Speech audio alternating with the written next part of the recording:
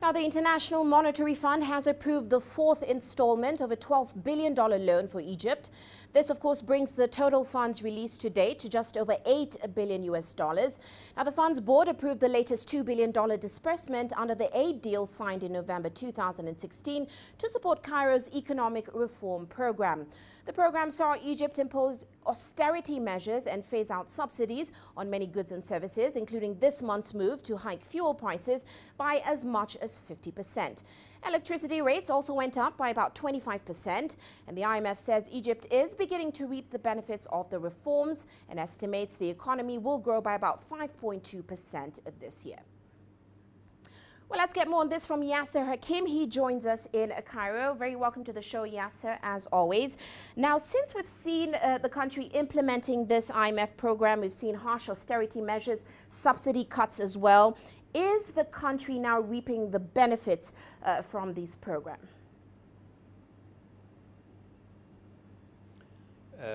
Well, Uche, not yet. I think this, according to the Egyptian president and the prime minister, should be felt next year in 2019, when there will be some changes in how the people feel on a daily basis. We're talking mainly, obviously, the fighting inflation, trying to lower prices. This is one of the plans put forth by the newly appointed Prime Minister, Mustafa Madbouli.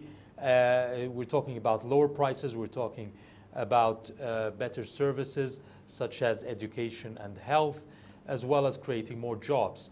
And that's when the people would feel there is some changes in their lives and some improvement.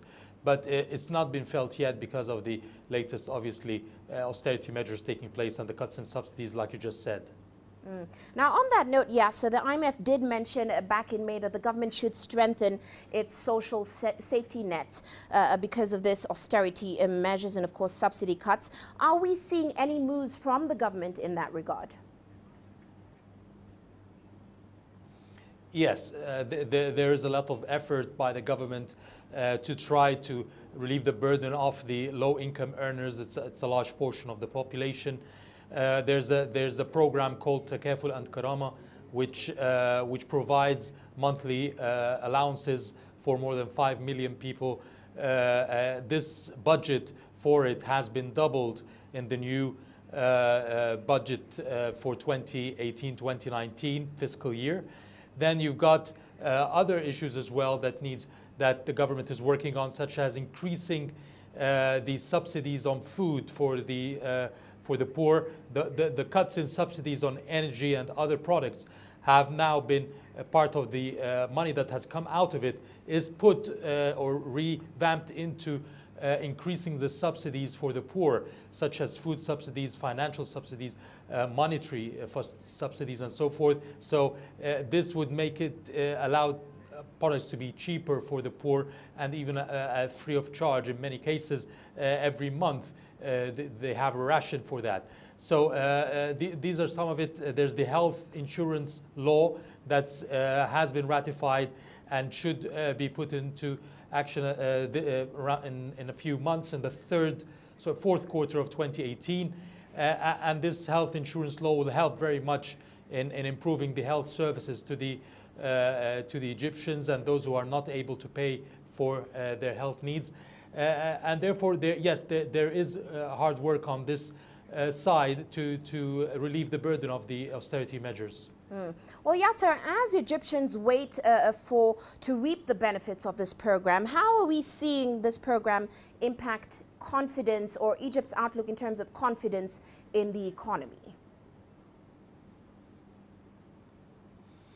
Yes, it has been a tough austerity measures and tough reforms on the people, but the reaction from the international institutions and financial institutions has been positive.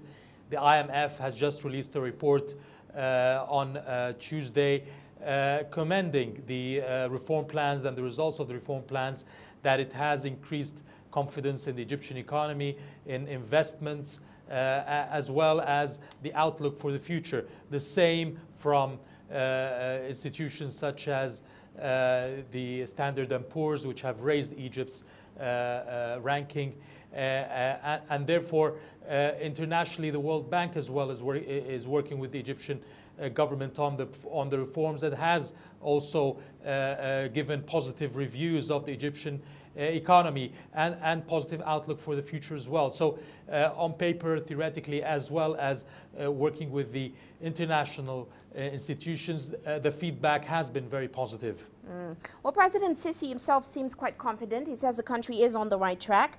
But we have seen, Yasser, some public dissent over these harsh reforms, as you mentioned. Fuel prices are expected to rise 50%, electricity rates up 25% this month. So how are we seeing this playing politically going forward? Yes, this is the issue there. While the international community and experts are all approving of the economic reforms and the austerity measures and the results of these measures, obviously it has all had a tough burden on the Egyptians themselves. The inflationary effects of the austerity measures and so forth. There has been a raise in salaries and pensions, but it has not been enough, as many Egyptians say. But this all, as the president has been saying several times, it's inevitable. These austerity measures had to be taken at this point because the country was on the verge of bankruptcy. These measures should have been done more than 50 years ago, 40 years ago, by the predecessors, presidents and leaders before, but they were afraid to take these steps, fearing the backlash and the reaction from the public. But at the end, this action had to be taken to improve the economic situation in the country and to put the economy back on track. Obviously, the two uprisings in 2011 and 2013 has had a very negative impact, not the uprisings themselves, but the fallout from these uprisings in insecurity and obviously tourists shying away, investors shying away. All this has had a bad effect. And what the government is doing is trying to rebuild an economy, and these steps had to be taken even if there was some public anger. But on the medium term and long term, this would be for the good of the country. Well, many thanks, Yasser, for your insights. Of course, Yasser Hakim joining us there in Cairo.